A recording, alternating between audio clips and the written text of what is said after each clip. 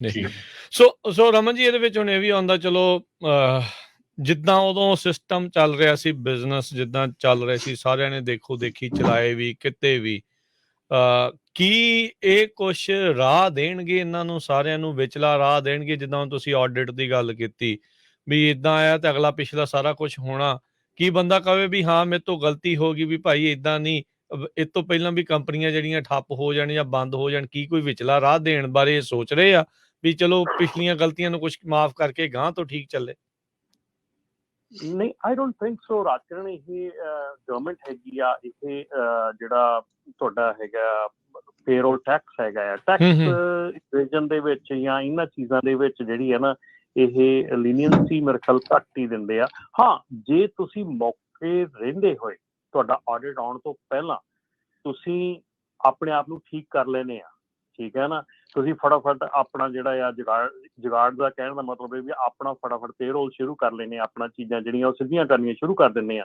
ਹਾਂ ਜਦੋਂ ਕੱਲ ਨੂੰ ਤੁਹਾਡਾ ਮੰਨ ਲਓ ਆਡਿਟ ਆ ਜਾਵੇ ਜੇ ਉਹ ਕਹਿਣ ਵੀ ਠੀਕ ਹੈ ਬਈ ਤੁਸੀਂ ਪਹਿਲਾਂ 1099 ਦੇਖੋ ਜੀ ਆਹ ਸਾਨੂੰ ਇਹਦੋਂ ਮਿਲਿਆ ਅਸੀਂ ਆਪਣੇ ਆਪ ਨੂੰ ਠੀਕ ਕਰ ਲਿਆ ਅਸੀਂ ਹੁਣ ਪਿਛਲੇ 6 ਮਹੀਨਿਆਂ ਦੇ ਅਸੀਂ W2 ਦੇ ਰਹੇ ਹੈਗੇ ਆਹ ਸਾਡੇ ਸਾਰੇ ਟੈਕਸ ਰਿਟਰਨ ਹੈਗੇ ਸਾਰਾ ਕੁਛ ਹੈਗਾ ਡੈਫੀਨੇਟਲੀ ਜਿਹੜਾ ਆਡਿਟ ਕਰਨ ਵਾਲਾ ਉਹ ਸੋਚੂਗਾ ਕਿ ਬੰਦੇ ਠੀਕ ਹੋ ਗਏ ਆ ਠੀਕ ਹੋ ਰਹੇ ਆ ਕਰ ਰਹੇ ਆ ਉਹਦੇ ਚ ਲੀਨੀਅੰਸੀ ਉਹ ਵਰਤੇ ਨਾ ਵਰਤੇ ਉਹ ਉਹਦੀ ਸੋਚ ਹੈਗੀ ਆ ਪਰ ਡੈਫੀਨੇਟਲੀ ਜਿਹੜੀਆਂ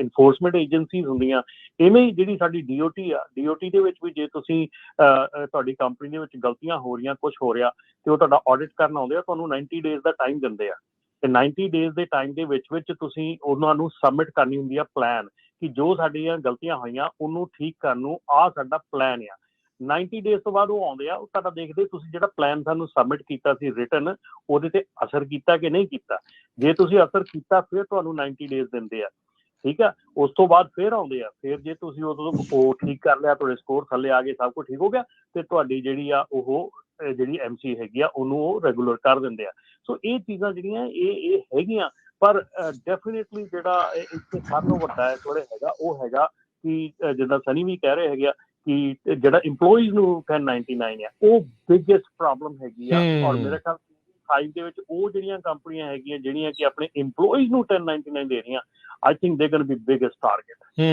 ਉਹ ਉਹਨਾਂ ਨੂੰ ਚੰਗੀ ਤਰ੍ਹਾਂ ਜਿਹੜਾ ਅਗਲਾ ਪਿਛਲਾ ਜਿਹੜਾ ਆ ਉਹ ਫਿਰ ਦੇਖਣਗੇ ਜਿਉਂ ਜਿਹਦੀ ਜਿਹੜੀ ਉਸ ਦੇ ਵਿੱਚ ਵਾਦੀ ਆਉਂਦੀ ਹੈਗੀ ਆ ਤੇ ਰਮਨ ਜੀ ਫੇਸਬੁੱਕ ਤੇ ਕੁਐਸਚਨ ਆ ਕਿਰਨਦੀਪ ਕੌਰ ਉਹਨਾਂ ਵੱਲੋਂ ਕੋਈ ਸਾਨੂੰ 30% ਟੈਕਸ ਕੱਟ ਕੇ ਚੈੱਕ ਮਿਲਦਾ ਕਿ ਇਹ ਸਹੀ ਆ ਹੁਣ ਇਹ ਤਾਂ ਨਹੀਂ ਦੱਸ ਰਹੇ ਵੀ 1099 ਆ ਕਿ W2 ਆ ਨਹੀਂ ਉਹ 1099 W2 ਆ W2 ਦੇ ਵਿੱਚ ਉਹ ਕੀ ਕਹਿੰਦੇ ਆ ਕਈ ਕੰਪਨੀਆਂ ਇਹ ਕਰ ਰਹੀਆਂ ਹੈਗੀਆਂ ਕਿ ਜਿਹੜਾ ਟੈਕਸ ਉਹਨਾਂ ਨੇ ਦੇਣਾ ਆ ਕੰਪਨੀ ਨੇ ਤੁਹਾਡੇ ਲਈ ਦੇਣਾ ਉਹ ਤੁਹਾਡੇ ਚੈੱਕ ਤੋਂ ਕੱਟ ਕੇ ਦੇ ਰਹੇ ਆ ਸੋ ਇਹ ਬਿਲਕੁਲ ਸਰ ਇਲੀਗਲ ਹੈਗਾ ਤੁਹਾਡੀ ਭਲੀ ਵਿੱਚ ਮਤਲਬ ਇਹ ਤਾਂ ਬਹੁਤ ਵੱਡੀ ਟੈਕਸ ਇਵੇਜਨ ਹੈਗੀ ਆ ਔਰ ਤੁਹਾਡੇ ਹੱਕਾਂ ਦੇ ਉੱਤੇ ਡਾਕਾ ਆ ਭਾਈ ਨਹੀਂ ਕਰਨਾ ਚਾਹੀਦਾ ਜੇ ਕੋਈ ਕੰਪਨੀ ਏਦਾਂ ਕਰ ਰਹੀ ਹੈ ਤੇ ਗਲਤ ਕਰ ਰਹੀ ਹੈ ਤੇ ਇਹ ਤੁਹਾਡਾ ਆ ਤੁਸੀਂ ਇਹ ਫਿਰ ਲੇਬਰ ਕੋਰਟ ਦੇ ਵਿੱਚ ਜਾ ਸਕਦੇ ਆ ਕਿੱਧਰ ਜਾ ਸਕਦੇ ਜੀ ਜੀ ਜੀ ਠੀਕ ਹੈ ਸੋ ਆਪਣੇ ਨਾਲ ਕੁਝ ਹੋਰ ਕਾਲਰ ਵੀ ਜਿਹੜੇ ਉਹਨਾਂ ਨਾਲ ਗੱਲ ਕਰਦੇ ਆ ਕਰਮਜੀਤ ਜੀ ਸਤਿ ਸ਼੍ਰੀ ਅਕਾਲ ਸਤਿ ਸ਼੍ਰੀ ਅਕਾਲ ਭਾਈ ਸਤਿ ਸ਼੍ਰੀ ਅਕਾਲ ਜੀ ਸਤਿ ਸ਼੍ਰੀ ਅਕਾਲ ਜੀ ਸਤਿ ਸ਼੍ਰੀ ਅਕਾਲ ਭਾਈ ਮੇਰਾ ਕੁਐਸਚਨ ਇਹ ਸੀ ਮੇਰਾ ਕਜ਼ਨ ਇੱਕ ਰੂਬੇ ਦੀ ਕੰਪਨੀ ਆ ਫੇਸੀ ਬ੍ਰਾਈਟ ਲਾਈਨ ਕੰਪਨੀ ਆ ਜੀ ਉਹ 18 ਸਾਲ ਤੋਂ ਉਹਦੀ ਕੰਮ ਕਰਦਾ ਜੀ ਹੁਣ ਉਹਦਾ ਮਾਲਕ ਹੌਸਪੀਟਲ ਚਲਾ ਗਿਆ ਤੇ ਉਹਦਾ $45,000 ਉਹਦੇ ਨਾਲ ਹੋ ਗਿਆ ਜੀ ਹੁਣ ਉਹ ਲੇਬਰ ਕੋਰਟ ਜਾਵੇ ਜਾਂ ਕਿੱਥੇ ਜਾਵੇ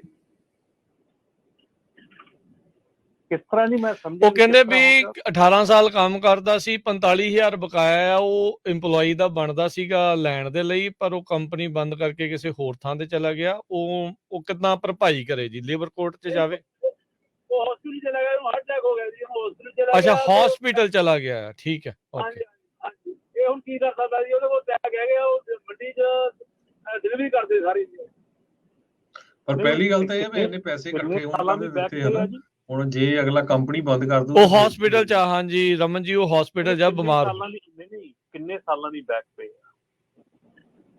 ਕਿੰਨੇ ਸਾਲਾਂ ਦੀ ਬੈਕ ਪੇ ਆ ਜੀ ਉਹ ਕਿੰਨੇ ਇਹ ਤਾਂ ਇਸ ਸਾਲ ਦੀ ਹੈ ਜੀ ਮਤਲਬ ਮਾਲਾ ਇਸ ਸਾਲ ਦੀ ਆ ਇਸੇ ਸਾਲ ਦੀ ਹਾਂਜੀ ਹੌਲੀ ਉਹਨੇ ਚੈੱਕ ਗਾਂ ਕਰ ਲਵੇ ਅਗਲੇ ਗਾਂ ਚੈੱਕ ਦਵਾਂਗੇ ਅੱਛਾ ਉਹ ਤਾਂ ਲੇਬਰ ਕੋਰਟ 'ਚ ਜਾਣਾ ਚਾਹੀਦਾ ਜੀ ਲੇਬਰ ਕੋਰਟ 'ਚ ਜਾਣਾ ਲੇਬਰ ਇਹ ਪਰ ਇੱਕ ਚੀਜ਼ ਜਿਹੜੀ ਇੱਥੋਂ ਦੇਖੋ ਇਹ ਪਤਾ ਲੱਗਦੀ ਆ ਬੰਦੇ ਦਾ ਪਤਾ ਨਹੀਂ, ਬਿਮਾਰ ਸ਼ਮਾਰ ਵੀ ਹੋ ਸਕਦਾ, ਕੰਪਨੀਆਂ ਬੰਦ ਵੀ ਹੋ ਸਕਦੀਆਂ, ਉਹ ਵੀ ਹੋ ਸਕਦੀਆਂ, ਬੈਂਕਰਪਸੀ ਵੀ ਹੋ ਸਕਦੀ ਹੈ, ਕੁਝ ਨਹੀਂ ਮਿਲਣਾ ਚਾਹੀਦਾ। ਸੋ ਫਿਰ ਇਹ ਆ ਵੀ ਤੁਸੀਂ ਇੰਨਾ ਪੈਸਾ ਇਕੱਠਾ ਨਾ ਹੋਣ ਦਿਓ। 45,000 is a lot of money ਵੀ ਇੰਨੇ। ਇੱਕ ਗੱਲ ਹੈ ਰਾਜ, ਜਿਹੜੇ ਆਪਣਾ ਹਰਜੋਤ ਭਾਜੀ, ਜਿਹੜੀ ਬੈਂਕਰਪਸੀ ਆ ਨਾ, ਜਿਹੜਾ ਪੇਰੋਲ ਦਾ ਟੈਕਸ ਹੈਗਾ ਆ, ਇਹ ਕਿਸੇ ਬੈਂਕਰਪਸੀ ਦਾ ਕਲੀਨ ਨਹੀਂ ਹੁੰਦਾ। ਤਾਂ ਤੁਸੀਂ ਚਾਹੇ ਚੈਪਟਰ 7 ਕਰ ਲਓ, ਚਾਹੇ ਜਿਹੜੀ ਮਰਜ਼ੀ ਕਰ ਲਓ। ਪਰ ਮੈਨੂੰ ਲੱਗਦਾ ਭਾਜੀ ਉਹ 1099 ਤੇ ਸੀ ਤਦੇ ਇੰਨਾ ਇਕੱਠਾ ਹੋਇਆ, ਕਿਉਂਕਿ ਜੇ ਤੁਸੀਂ ਪੇਰੋਲ ਤੇ ਆ ਨਾ ਤਾਂ ਤੁਸੀਂ ਤਾਂ ਚੈੱਕ ਲੇਟ ਨਹੀਂ ਕਰ ਸਕਦੇ, ਪਲੰਟੀ ਬਹੁਤ ਪੈਂਦੀ ਆ, 2 ਵੀਕ 4 ਵੀਕ ਲੇਟ ਹੋ ਜਾਏ, ਐਵਰੀ ਕੁਆਟਰਲੀ ਤੁਹਾਨੂੰ ਟੈਕਸ ਫਾਈਲ ਕਰਨਾ ਪੈਂਦਾ, ਰਾਈਟ ਭਾਜੀ। ਜਿਹੜੇ ਬੰਦੇ ਨੇ ਇੰਨਾ ਡਿਲੇ ਕਰਨਾ, ਉਹ W2 ਤੇ ਜਾ ਸਕਦਾ ਕਦੇ? ਜਿਹਨੇ ਗਲਤ ਕੰਮ ਕਰਨਾ ਉਹ W2 ਤੇ ਥੋੜੀ ਜਾ ਕੇ ਕਰੂਗਾ, ਤਾਂ 1099 ਤੇ ਕਰਦਾ ਹੋਣਾ।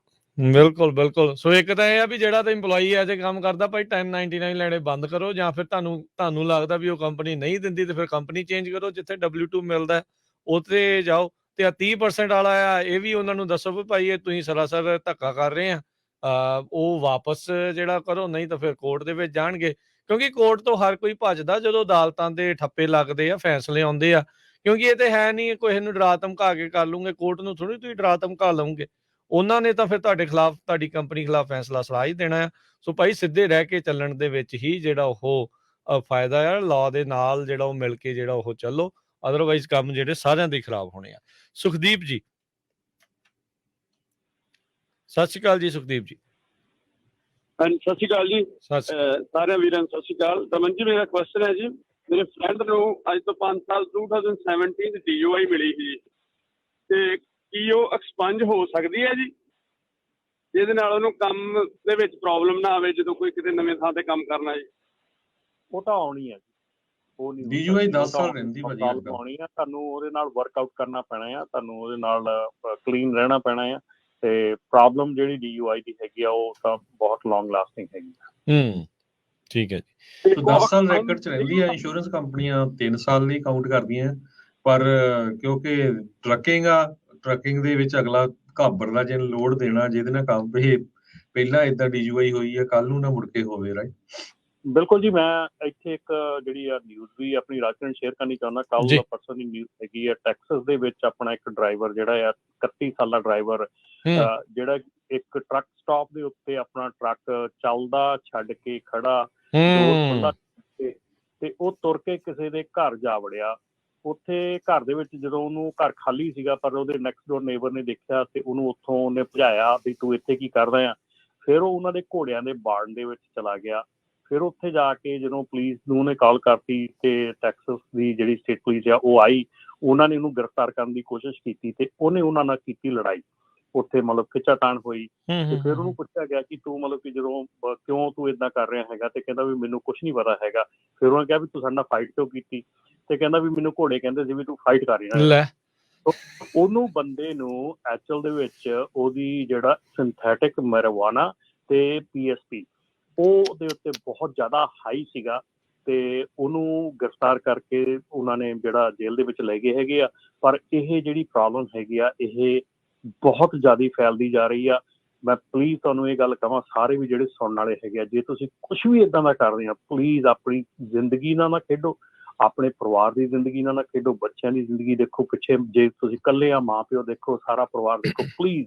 ਤੇ ਜੇ ਤੁਸੀਂ DUI ਜਾਂ ਇੱਦਾਂ ਦੇ ਕਿਸੇ ਡਰਗ ਟੈਸਟ ਦੇ ਵਿੱਚ ਪੋਜ਼ਿਟਿਵ ਆ ਜਾਂਦੇ ਆ, ਤੇ ਹਾਲਾਤ ਬਹੁਤ ਮਾੜੇ ਹੁੰਦੇ ਆ ਤੁਹਾਡੇ, ਮਤਲਬ ਬਹੁਤ ਜ਼ਿਆਦਾ ਜਿਹੜੀ ਆ ਮਤਲਬ ਮਾੜੀ ਗੱਲ ਹੈਗੀ ਆ। ਸੋ ਪਲੀਜ਼ ਇਹ ਚੀਜ਼ਾਂ ਦੇ ਉੱਤੇ ਧਿਆਨ ਰੱਖੋ। ਇਹ ਇਕੱਲੇ ਭਾਜੀ ਉਹ ਨਹੀਂ ਰਮਨ ਜੀ, ਜਿਹੜੇ ਸਾਡੇ ਵਰਗੇ ਕਾਰ ਤੇ ਜਾਂਦੇ ਆ ਰੋਡ ਤੇ, ਫਿਰ ਉਹਨਾਂ ਨੂੰ ਕੀ ਪਤਾ ਕਿੰਨੇ ਕੁ ਮਰਨੇ ਆ, ਰਾਈਟ? ਸੋ ਤੁਸੀਂ ਹੋਰਨਾਂ ਦੀ ਜ਼ਿੰਦਗੀ ਵੀ ਖਤਰੇ 'ਚ ਪਾਉਂਦੇ ਆ। ਬਿਲਕੁਲ। ਕਿਉਂਕਿ ਇਹਨਾਂ ਨੂੰ ਤਾਂ ਪਹਿਲਾਂ ਹੀ ਆਪਣੀ ਜ਼ਿੰਦਗੀ ਦੀ ਕੀਮਤ ਨਹੀਂ ਪਤਾ, ਤਾਂ ਹੀ ਤਾਂ ਏਦਾਂ ਪੁੱਠੇ ਸਿੱਧੇ ਜਿਹੜੇ ਨਸ਼ਿਆਂ ਵੱਲ ਨੂੰ ਜਿਹੜੇ ਹੋਏ ਆ। ਦੂਜਿਆਂ ਦੇ ਲਈ ਭਾਈ ਸੋਚ ਲਓ, ਬਾਕੀਆਂ ਦੇ ਲਈ, ਪਰਿਵਾਰਾਂ ਦੇ ਲਈ, ਉਹਨਾਂ ਦੇ ਲਈ ਜਿਹੜਾ ਉਹ ਸੋਚੋ। ਕੀ ਤੁਸੀਂ ਖਬਰ ਬਣ ਕੇ ਰਹਿ ਜਾਣਾ ਹੈ ਇਸ ਦੁਨੀਆ ਦੇ ਉੱਤੇ? ਨਾ, ਏਦਾਂ ਦਾ ਕੰਮ ਨਾ ਜਿਹੜਾ ਉਹ ਤੁਸੀਂ ਕਰੋ। ਤੁਸੀਂ ਇਹ ਸੋਚੋ ਵੀ ਉਹ ਡਰਾਈਵਰ ਡਰਾਈਵ ਕਰਕੇ ਉੱਥੇ ਟਰੱਕ ਸਟਾਪ ਤੇ ਪਹੁੰਚਿਆ, ਤੇ ਕਿਸ ਹਾਲਾਤ ਦੇ ਵਿੱਚ ਡਰਾਈਵ ਕਰ ਰਿਹਾ। ਗੱਡੀ ਚੱਲਦੀ ਛੱਡ ਕੇ ਉੱਥੋਂ ਜਾ ਕੇ ਕਿਸੇ ਦੇ ਘਰੇ ਕਿ ਘੋੜਾ ਕਹਿੰਦਾ ਵੀ ਉਹਨਾਂ ਲੜੋ ਪੁਲਿਸ ਵਾਲਿਆਂ ਨਾਲ, ਤੇ ਪੁਲਿਸ ਵਾਲੇ ਨਾਲ ਕੋਈ ਗੋਲੀ ਮਾਰ ਦਿੱਤੀ ਹੁੰਦੀ, ਤੇ ਫਿਰ ਉਹਨਾਂ ਨੇ ਕਹਿਣਾ ਵੀ ਧੱਕਾ ਵੀ ਕਰਤਾ ਹੈ। ਫਿਰ ਵੀ ਆਪਾਂ ਕਹਿੰਦੇ ਆ ਵੀ ਠੀਕ ਆ, ਮਤਲਬ ਪਰ ਬਹੁਤ ਮਾੜੀ ਗੱਲ। ਇਹ ਕੰਮ ਜਿਹੜਾ ਵੱਧਦਾ ਜਾਣਾ ਆ, ਇਹ ਠੀਕ ਨਹੀਂ ਹੈਗਾ। ਥੈਂਕ ਯੂ ਜੀ ਕਾਲ ਦੇ ਲਈ। ਤੇ ਇੱਕ ਕਾਲਰ ਲਵਾਂਗੇ ਤੇ ਇੱਕ ਅੱਧੀ ਜਿਹੜੀ ਖਬਰ ਆ ਉਸ ਦੇ ਉੱਤੇ ਵੀ ਆਪਾਂ ਫਿਰ ਨਜ਼ਰ ਮਾਰਨੀ ਆ। ਲੋਡ ਬੋਰਡਸ ਦੇ ਉੱਤੇ ਬ੍ਰੋਕਰਸ ਦੇ ਨਾਲ ਸੰਬੰਧਿਤ ਕੀ ਚੱਲ ਰਿਹਾ ਹੈ, FMCSA ਕੀ ਆਖਦੀ, ਉਸ ਦੇ ਬਾਰੇ ਤੁਹਾਨੂੰ ਦੱਸਾਂਗੇ। ਉਸ ਤੋਂ ਪਹਿਲਾਂ ਇੱਕ ਕਾਲਰ ਲੈ ਲਈਏ। ਅਭੀ ਜੀ ਜੁੜੇ ਨੇ। ਹਾਂਜੀ, ਸਤਿ ਸ਼੍ਰੀ ਅਕਾਲ ਜੀ। ਹਾਂਜੀ, ਪੰਜਾਬੀ ਰੇਡੀਓ ਟੀਮ ਨੂੰ ਸਾਰਿਆਂ ਨੂੰ ਸਰੋਤਿਆਂ ਨੂੰ ਸਤਿ ਸ਼੍ਰੀ ਅਕਾਲ ਜੀ। ਭਾਜੀ ਗੱਲ ਹੁਣ ਆਪਣੇ ਕਿਸੇ ਹੁਣੇ ਸਰੋਤੇ ਨੇ ਫੋਨ ਕੀਤਾ ਸੀਗਾ, ਕੋਈ ਐਮਪਲੋਇਰ ਹੈਗਾ ਉਹ ਆਪਣੇ EMPLOYEES ਨੂੰ ਵਗੈਰਾ 30% ਟੈਕਸ ਵਗੈਰਾ ਕੱਟ ਕੇ ਦੇ ਰਿਹਾ। ਤੇ ਮੈਂ ਇਸ ਕਰਕੇ ਕਹਿਣ ਰਿਹਾ ਸੀਗਾ ਵੀ ਅਸੀਂ ਨਾ ਮਤਲਬ ਭਾਜੀ ਰਮਨ ਭਾਜੀ ਹਮੇਸ਼ਾ ਕਹਿੰਦੇ ਹੁੰਦੇ ਵੀ ਬਿਜ਼ਨਸ ਦਾ ਸਾਨੂੰ ਕੋਈ ਪਲਾਨ ਹੋਣਾ ਚਾਹੀਦਾ, ਸਾਡੇ ਕਰਨ ਦਾ ਸਾਨੂੰ ਤਰੀਕਾ ਉਹਦੀ ਜਾਣਕਾਰੀ ਹੋਣੀ ਜ਼ਰੂਰੀ ਆ।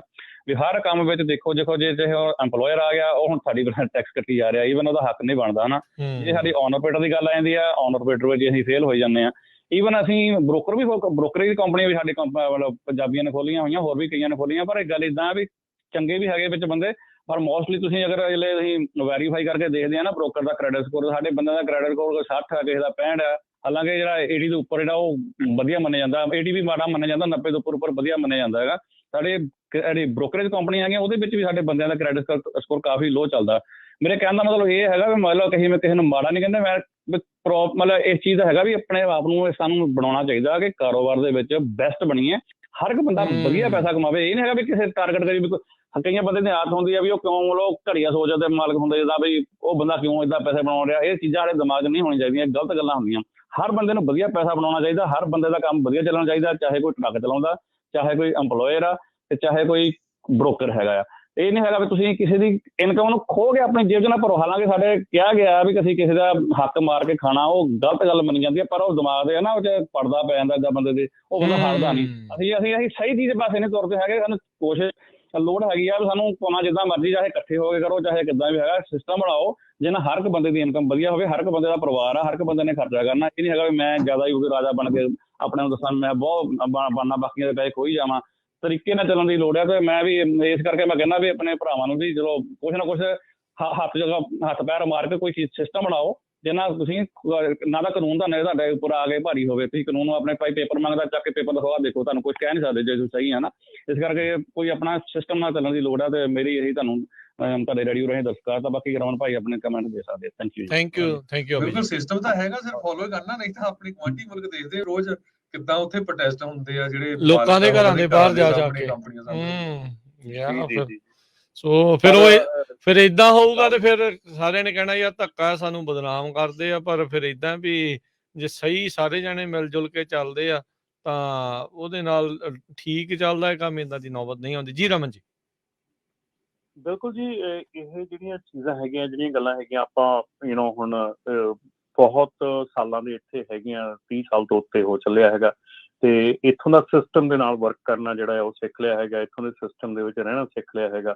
ਸਿਸਟਮ ਦੇ ਖਿਲਾਫ ਤੁਸੀਂ ਕੋਈ ਵੀ ਗੱਲ ਕਰਦੇ ਹੈਗੇ ਆ, ਅਲਟੀਮੇਟਲੀ ਕਿਤੇ ਨਾ ਕਿਤੇ ਤੁਸੀਂ ਅੜਿੱਕ ਕੇ ਆ ਜਾਂਦੇ ਆ। ਤੇ ਜਿਹੜੇ ਕੋਈ ਵੀ ਇਸ ਤਰ੍ਹਾਂ ਦਾ ਮਸਲਾ ਹੈਗਾ, ਖਾਸ ਕਰਕੇ ਜਿਹੜਾ W2 1099 ਦਾ ਹੈਗਾ, ਇਹ ਅਸੀਂ ਬਹੁਤ ਜ਼ਿਆਦਾ ਦੇਰ ਦੇ ਗੱਲ ਕਹਿ ਰਹੇ ਹਾਂ ਕਿ ਤੁਸੀਂ ਇਹ ਚੀਜ਼ ਦੇ ਉੱਤੇ ਕੰਪਲਾਇੰਸ ਦੇ ਵਿੱਚ ਆਓ, ਕਿਉਂਕਿ ਇਹ ਚੀਜ਼ ਗਲਤ ਆ। ਤੁਸੀਂ ਕਿਸੇ ਦੇ ਭਵਿੱਖ ਦੇ ਨਾਲ ਵੀ ਖੇਲ ਰਹੇ ਹੈਗੇ ਆ। ਠੀਕ ਆ, ਜੇ ਜਿਹੜਾ ਕੰਮ ਕਰਨ ਵਾਲਾ ਜੇ ਉਹਨੂੰ ਨਹੀਂ ਪਤਾ ਹੈਗਾ, ਜੇ ਉਹ ਨਹੀਂ ਜਾਣਦਾ ਹੈਗਾ, ਉਹ ਨਵਾਂ ਇੰਡੀਆ ਤੋਂ ਆਇਆ ਹੈਗਾ, ਇਹਦਾ ਮਤਲਬ ਇਹ ਨਹੀਂ ਗਾ ਕਿ ਆਪਾਂ ਉਹਨੂੰ ਇੱਥੇ ਮਿਸਯੂਜ਼ ਕਰੀਏ, ਕਿ ਉਹਦੀ ਨਾ ਸਮਝ ਹੈਗਾ ਉਹਨੂੰ ਮਿਸਯੂਜ਼ ਕਰੀਏ। ਤੁਹਾਨੂੰ ਪਤਾ ਹੈਗਾ, ਤੁਸੀਂ ਬਿਜ਼ਨਸ ਚਲਾਉਣੇ ਹੈਗੇ, ਤੁਸੀਂ ਪੁਰਾਣੇ ਹੈਗੇ ਆ, ਤੁਸੀਂ ਉਸ ਚੀਜ਼ ਦੇ ਉੱਤੇ ਅਮਲ ਕਰੋ, ਤੁਸੀਂ ਉਸ ਚੀਜ਼ ਦੇ ਉੱਤੇ ਅਸਰ ਕਰੋ, ਔਰ ਜਿਹੜਾ ਹੱਕ ਬਣਦਾ ਹੈਗਾ ਉਹ ਦਿਓ। ਬਾਕੀ ਦੂਸਰੀਆਂ ਗੱਲਾਂ ਹੈਗੀਆਂ ਕਿ ਜਿਹੜੀਆਂ ਸਿਸਟਮ ਦੇ ਵਿੱਚ ਆ, ਅਗੇਨ ਸਾਰੀਆਂ ਟਰੱਕਿੰਗ ਕੰਪਨੀਆਂ ਗਲਤ ਨਹੀਂ ਹੈਗੀਆਂ। ਬਹੁਤ ਟਰੱਕਿੰਗ ਕੰਪਨੀਆਂ ਐਸੀਆਂ ਹੈਗੀਆਂ ਜਿਨ੍ਹਾਂ ਨੂੰ ਅਸੀਂ ਡੇਲੀ ਬੇਸਿਸ ਤੇ ਮਿਲਦੇ ਆ, ਜਿਨ੍ਹਾਂ ਦੇ ਨਾਲ ਜਿਹੜੇ ਕਿ ਬੜੇ ਪ੍ਰੋਪਰ ਢੰਗ ਦੇ ਨਾਲ ਕੰਮ ਕਰ ਰਹੇ ਹੈਗੇ ਆ, ਬੜੇ ਵਧੀਆ ਢੰਗ ਨਾਲ ਕੰਮ ਕਰ ਰਹੇ, ਔਰ ਬੜੀ ਵਧੀਆ ਗਰੋਥ ਹੈਗੀ ਉਹਨਾਂ ਦੀ। ਇਹ ਨਹੀਂ ਹੈਗਾ ਕਿ ਉਹਨਾਂ ਦੀ ਗਰੋਥ ਨਹੀਂ ਹੈਗੀ। ਹੁਣ ਕਈ ਵਾਰੀ ਸਾਨੂੰ ਟਰੱਕਿੰਗ ਕੰਪਨੀਆਂ ਅਸੀਂ ਆਮ ਤੌਰ ਤੇ ਮਿਲਦੇ ਹਾਂ, ਉਹ ਕਹਿੰਦੇ ਯਾਰ ਜੇ ਪੇਰੋਲ ਟੈਕਸ ਦੇਣਾ ਪੈ ਗਿਆ, ਖਰਚਾ ਤਾਂ ਅੱਗੇ ਨਹੀਂ ਚੱਲਦਾ, ਤੇ ਫਿਰ ਕੰਮ ਖਰਾਬ ਹੋ ਗਿਆ, ਤਾਂ ਹੁਣ ਕਿੱਥੋਂ ਦੇਵਾਂਗੇ। ਫਿਰ ਹੋਰ ਕੰਪਨੀਆਂ ਦੇਖੋ ਨਾ, ਜਿਹੜੀਆਂ ਆਪਾਂ ਕਹਿੰਦੇ ਗੋਰਿਆਂ ਦੀਆਂ ਕੰਪਨੀਆਂ ਕਰਦੀਆਂ, ਆਪਣੀ ਇੰਡੀਅਨ ਦੀਆਂ ਕੰਪਨੀਆਂ ਕਿੰਨੀਆਂ ਹੈਗੀਆਂ ਜਿਹੜੀਆਂ ਫੁੱਲੀ ਕੰਪਲਾਇੰਟ ਹੈਗੀਆਂ, ਜਿਹੜੀਆਂ ਫੁੱਲੀ ਸਾਰਾ ਕੁਝ ਪੇ ਕਰਦੀਆਂ ਹੈਗੀਆਂ। ਸੋ ਇਹ ਚੀਜ਼ਾਂ ਜਿਹੜੀਆਂ ਨਾ, ਇਹ ਬਹਾਨਾ ਹੁੰਦਾ ਨਾਟ ਟੂ ਡੂ ਥਿੰਗਸ, ਹੈ ਨਾ। ਤੇ ਜੇ ਤੁਸੀਂ ਇਹ ਚੀਜ਼ ਨੂੰ ਸੋਚ ਕੇ ਸ਼ੁਰੂ 'ਚ ਹੀ ਇਹ ਚੀਜ਼ ਨੂੰ ਅੰਡਰਸਟੈਂਡ ਕਰਕੇ ਬਿਜ਼ਨਸ 'ਚ ਆਓ ਕਿ ਸਾਨੂੰ ਪੇਰੋਲ ਟੈਕਸ ਵੀ ਦੇਣਾ ਪੈਣਾ, ਸਾਨੂੰ ਸਾਰੇ ਖਰਚੇ ਦੇਣੇ ਪੈਣੇ ਆ, ਤੇ ਫਿਰ ਉਹਦੇ ਬੇਸਿਸ ਤੇ ਡਿਸੀਜਨ ਬਣਾਓ ਨਾ ਕਿ ਤੁਸੀਂ ਬਿਜ਼ਨਸ 'ਚ ਆਉਣਾ ਕਿ ਨਹੀਂ ਆਉਣਾ। ਠੀਕ ਹੈ ਨਾ। ਸੋ ਅੱਜ ਦੂਜੀ ਗੱਲ ਜਿਹੜੀ ਸਾਡੀ ਸੋਚ ਹੈ ਨਾ, ਅਸੀਂ ਇੰਡੀਅਨ ਸੋਚ ਜਿਹੜੀ ਹੈਗੀ ਉੱਥੇ ਉਹੀ ਗੱਲ ਮੈਂ ਹਮੇਸ਼ਾ ਕਹਿੰਦਾ ਹੁੰਦਾ ਕਿ ਸਾਡੀ ਇਹ ਸੋਚ ਬਣੀ ਆ ਕਿ ਸਹੀ ਕੰਮ ਦੇ ਨਾਲ ਪੈਸੇ ਨਹੀਂ ਬਣਦੇ, ਗਲਤ ਕੰਮ ਨਾਲ ਹੀ ਪੈਸੇ ਬਣ ਸਕਦੇ।